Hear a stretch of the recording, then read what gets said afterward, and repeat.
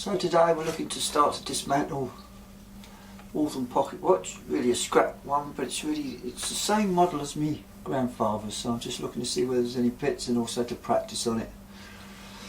On here from Arreton Amateur Timepieces. Check out the blog. So this is Waltham Pocket Watch movement 1769273. Year of manufacture about 1909. The brass movement. If you check out my other video, you'll see that I've had a quick look at it, and hands are okay. Dial looks pretty good, but the winding, the barrel and the mainspring look like it's well wound up or something, so we'll have a look in there. So first of all, we're going to remove the old hands off the dial because we want to keep those in there. So I put a little dial protector on it, slide it in there just so we don't mark the dial when we take off the old hands. Using the old hand tool remover, place it over there, push in, and gradually work up, and then they come off nice and easy. Looking for that. So I'll just put them there for the moment. Remove that. Next thing you do is you want to take off the minute hand, same thing you're looking for on that. So we take off the minute hand just by place those really tight. It's off. Yep. Not a bad fit really for nice. Got a little container here. Just want to make sure that when I'm doing it I don't want to lose anything. Oop, like that, see, fly off. So we'll put those in the old container.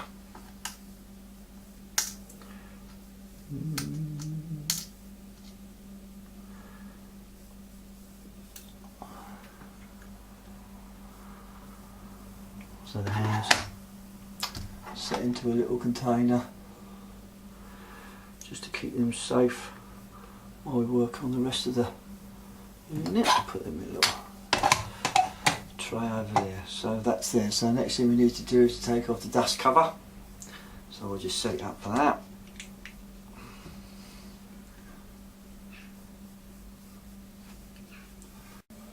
So, having removed the hands, turn it over, we're looking to get the dust cover off of the outside, which just a little prise, and you get if you look around here, just to put the old case opener in there, prise it open a little bit, and then it just pops off one dust cleaner on there. Now we're looking to see how the dial feet come out. So you either have pins, screws, looking for those. On this one, looks like we could have a pin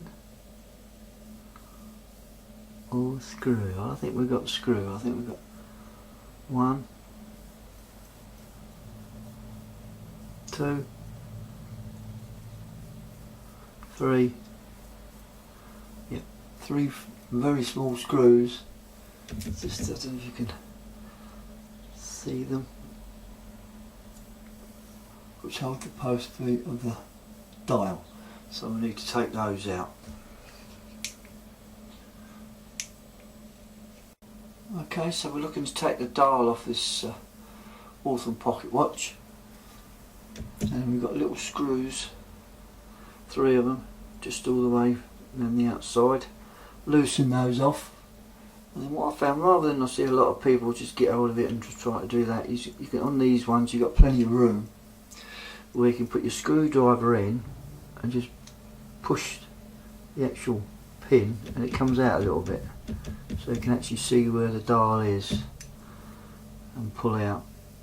And so there's our, and the dial itself, which actually all the feet are good, and it's actually, as I say, a very good dial. So I'm going to put that in a plastic bag so I can keep that, because I might use that one if it cleans up nicely on my grandfather's one, because it's got the front looks good, and as I say, the back looks good on that one.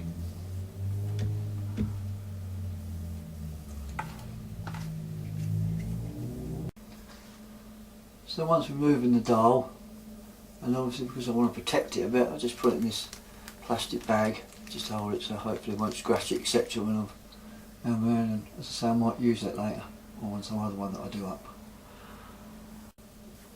Okay, so I've taken the dial off. I've just screwed in little 3 screws, so I'm taking back the plate at the moment, and I'm just going to take off the hour and the minute wheel, and there's it going around.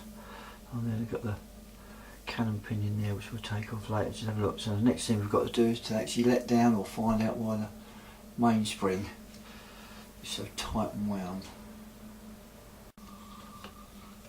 So next on the Waltham Pocket Watch, what we're looking for is, look, I found a key out of my ring of keys I got that actually fit the winder to wind it up on there, but it's really tight. And on these, so you're looking for the click, so we've got the click here, spring, and on this model, when you look in the side, you can see it or not, right there's a little lever. And so what we need to do is to move that little lever holding onto the key, because what we don't want to do is let the mainspring, let the old mainspring whiz around in the barrel. 9 times out of 10 it will break. So you hold onto the key, put a little bit of pressure on it if you can, and you do that a bit tight. Just a little bit of pressure, and then move the little lever across, and then slowly let it unwind in your fingers. So you're not letting it release itself and therefore spin round, break the spring, etc.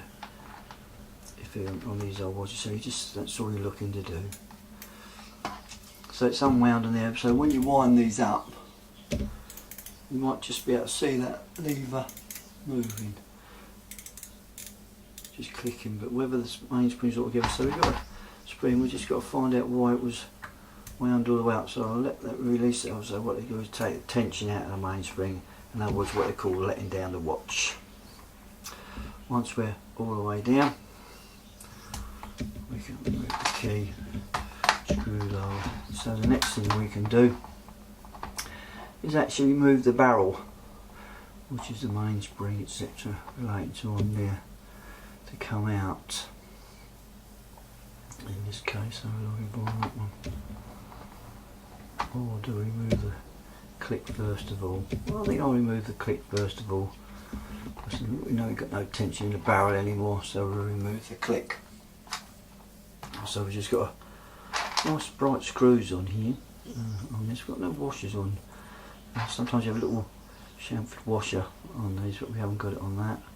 And so this is the click here, so we're looking to take this out, watching that spring when we take it apart, so it doesn't shoot off anywhere before now. So make sure we've got the right screwdriver to fit. I have a feeling that someone's had a go at this watch, took it down, because there's a lot of stuff that's coming off a little bit easy. And we'll just have a there.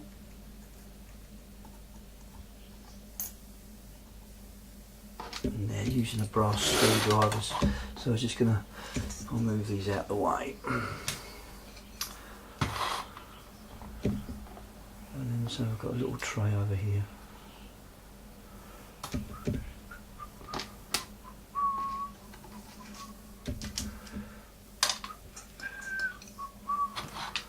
Put the bits in little compartments, so screw up there with a click with the hands, and the side of the hands first of all.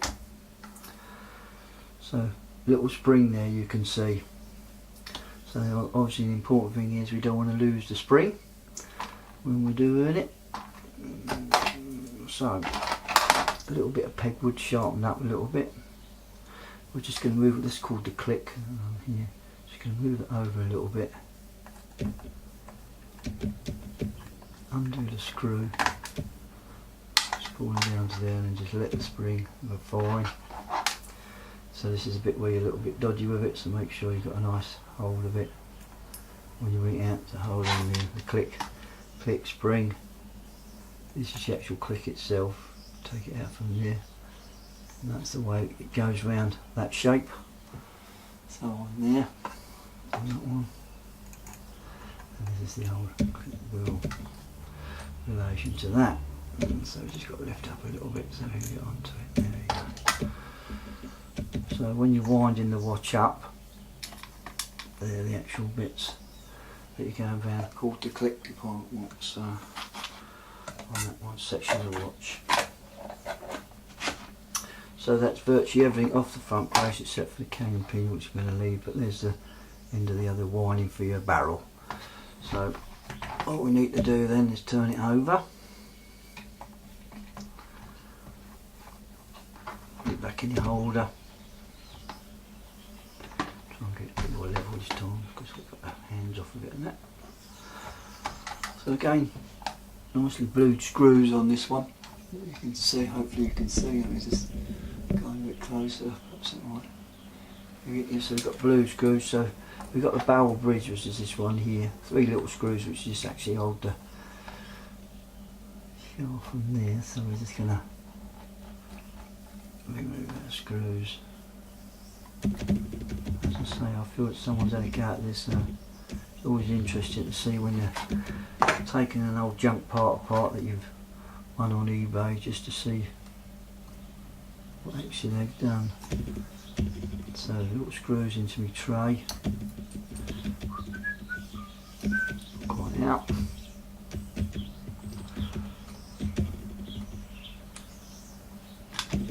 Let's say that's moving quite straight away, quite easy. So we're just going to gently up the pins, etc. We'll have a look over. Yeah, still got the same markings, and you can see on there it's got the same. So it's still got the same bridge plate for the stamp for the seal with the number. So that's all the same. Right to that. So this is our mainspring. Barrel is on there, and we might be able to get this out actually without taking the cock off, but we just have to see. No, just being held in by the, just not quite enough room, so we'll have to remove the balance first of all. Oh, didn't put that screw in there, is it? Right into that.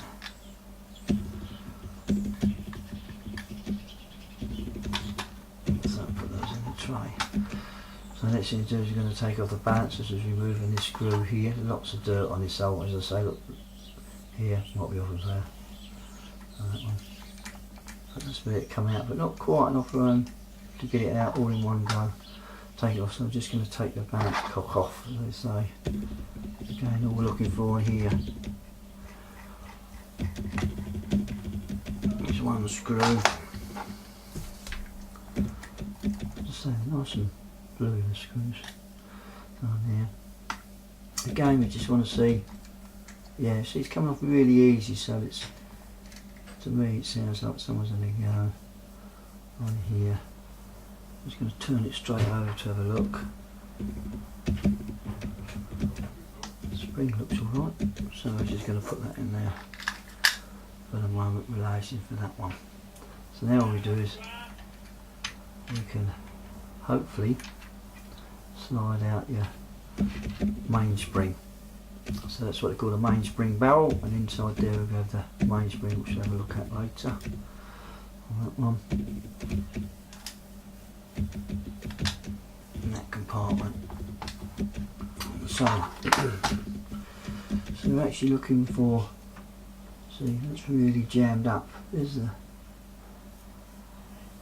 pallet fork, which is actually moving.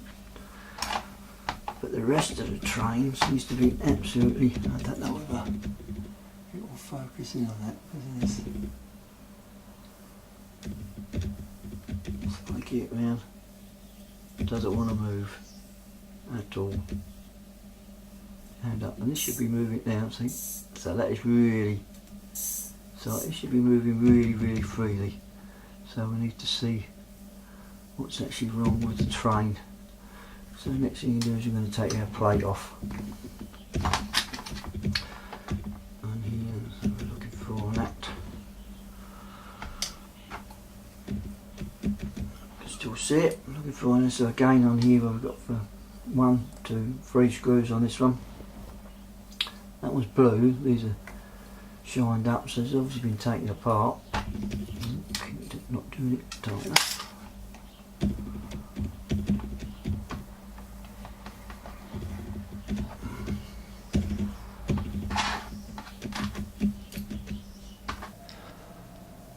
So we're really looking to take off the top plate here, and I'll just change the lighting on my rig. I don't know if you can see in here for the train, but where it should be moving freely. Pallet forks going back and forward nice, and but the actual train wheels, third wheel, are really sticking on there, so we need to see what's really going wrong with that how we can. As I say, it's a junk movement, but I want to use it if there's any parts that I need for my grandfather's pocket watch that I'm trying to do up to put on display if I can. So we're going to have a look at this and just have a see what we can do. As I pointed out before, someone's taken this apart before, so there might be bits missing when I get in it, because you can see two shiny screws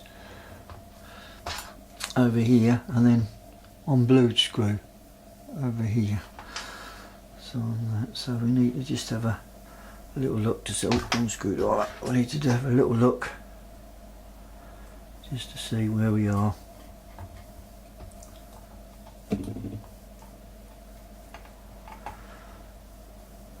Of course, tighten that really up. We don't need to on these pocket watches. There's one thing about it. How are you doing? Well, you can't see it when I'm actually unscrewing it because my hand's in the way of the video camera. So I'll do it nice and slowly. Checking out on there, just to see what we've got. I'll just do it two-handed just to see what I can get on that. I've got my little pot and tray over here. Again, I'm using brass tweezers just to see if I can get used to using it for when I'm doing high quality watches, as they say. So 3 screws into the tray, I'm looking for on that. So we're looking just to have a look when we take this off. So we're gonna, so we've got pillars on the side, and just looking to raise it up a little bit if we can. As I say, I think this watch has been, because look at that, it just flipped off straight away. So without trying to dislodge too much, I'm just going to lift it up slowly and the pallets come out. And there's the escapement wheel, you can see on that one on there. So I'm just going to put that aside. We'll check that out in a minute.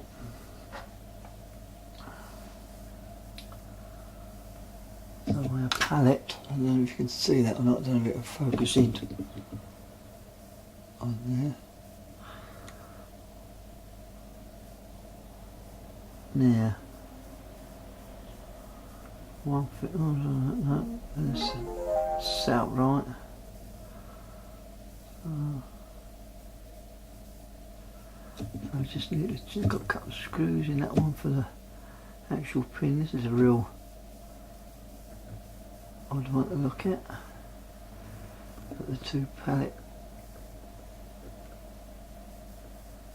jewels are in here. And the guard pin, which you probably won't be able to see. On the top, I'll have to get a different lens to do that one, but that even that's straight. So, actually on that we're not too bad. And then, so this is the escapement wheel. This is the one that goes backwards and forwards and you hear ticking. Looking for one of those.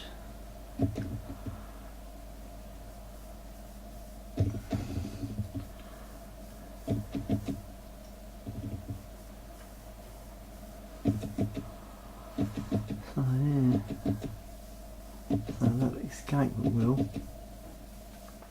on there. So we need to check out the train. So back to the train wheel. So ideally we've got to try and find out why it was sticking. It wasn't going around.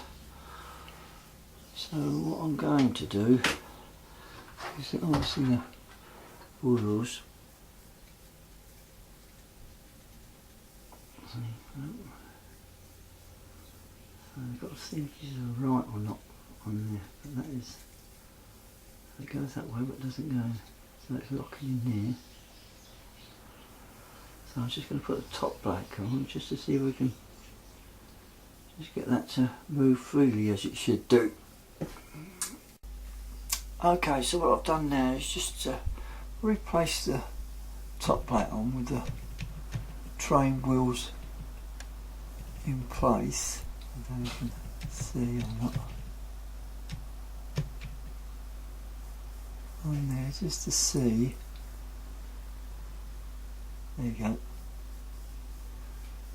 Just to see if we can make a movement on them, etc.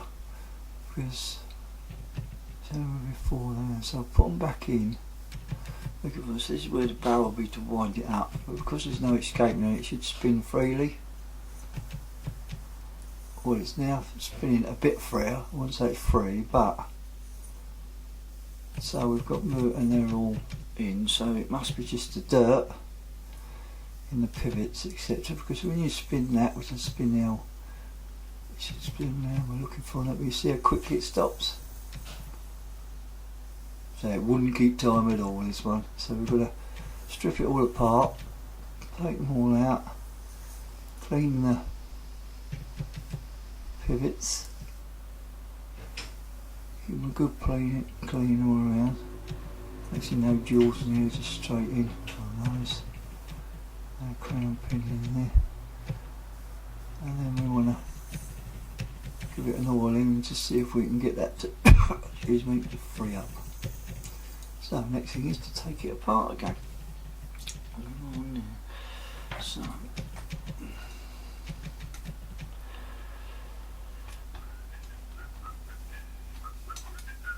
this other movement holder,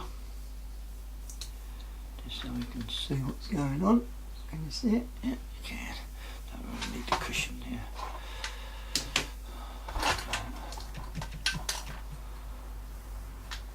Going, we just undo.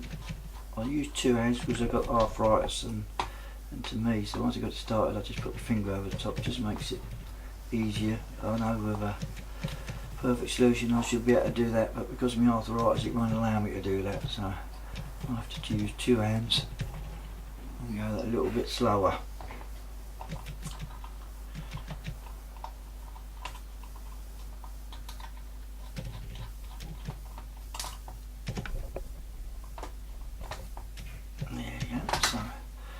Looking for our tray again, so we just put our screws in with our escapement and pallet wheels, because I've left them out, that's why it run freely. Escapement, and again just a little, as I say, it comes off, so we just remove the top plate on here. So there's the train, looking for on that. Going into the plate, so we're looking for on there. 2nd, 3rd, 4th wheels I'm looking for on that. So a good look at that on there. So in the old days we'd have to draw it to see what excuse me,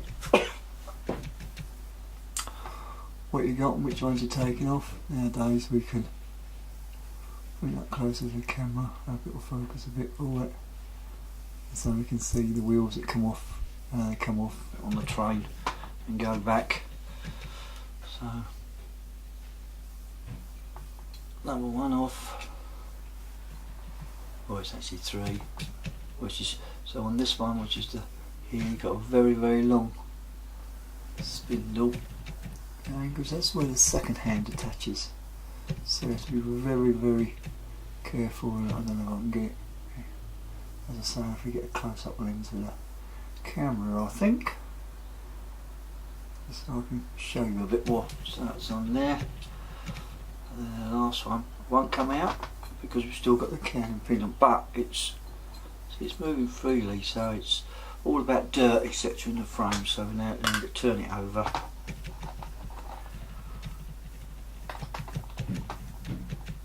And remove the Canon Pinion on it. Looking for all those.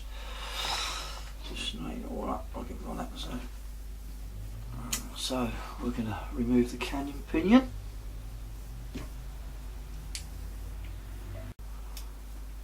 So we come to the last bit to dismantle the watch, which is removing the Canon Pinion, which is this item here, which is attached to the last fourth wheel, which is your hour wheel on here. Now what we need to do is to remove it. It should only be a press fit. This is what, when you adjust your hands, this is what you're moving. And so I found when I'm doing this, one of the things, if I get my old hand removing tool and then put it over nice and square and just give it a little pull first of all, so I just get a little release on it so it comes up a little bit. Then I have some levers here which are really for hands etc, but they're useful for everything. But if you make sure you get them either side just under the lip and just slowly making sure you're nice and parallel, it pops off. So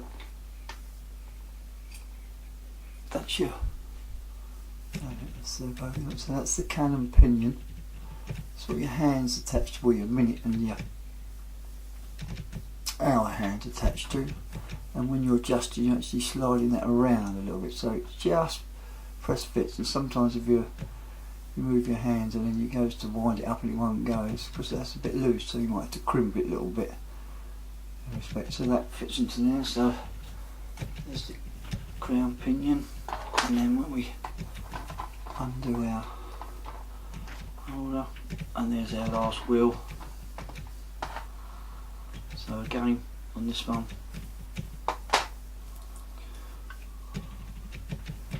get it in the right light.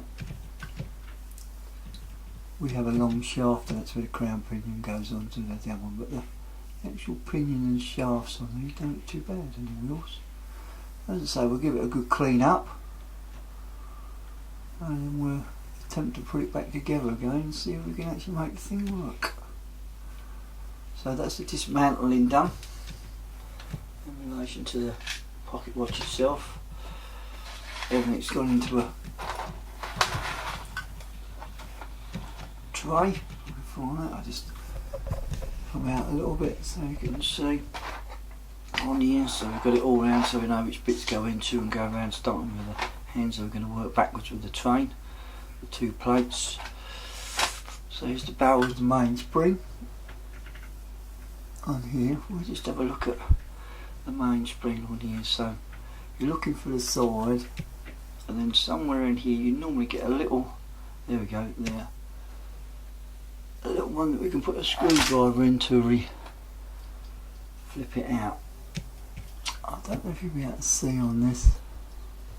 As I say, I want to get a lens to do is a bit better, because you can't really get close to this one. Let's see if I can adjust it up.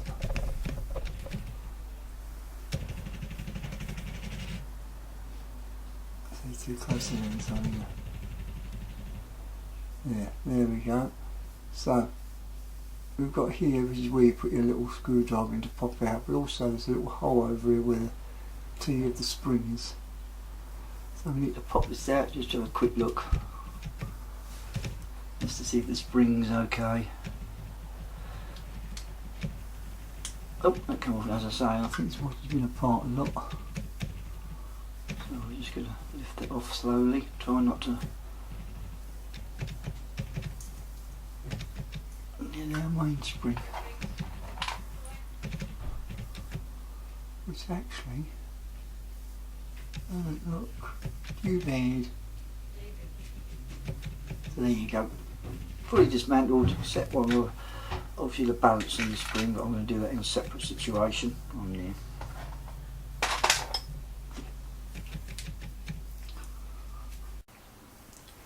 So just keep an eye on the parts here from the Waltham watch. You can see escapement wheel and a pallet fork, just fitted them back in just to see on there.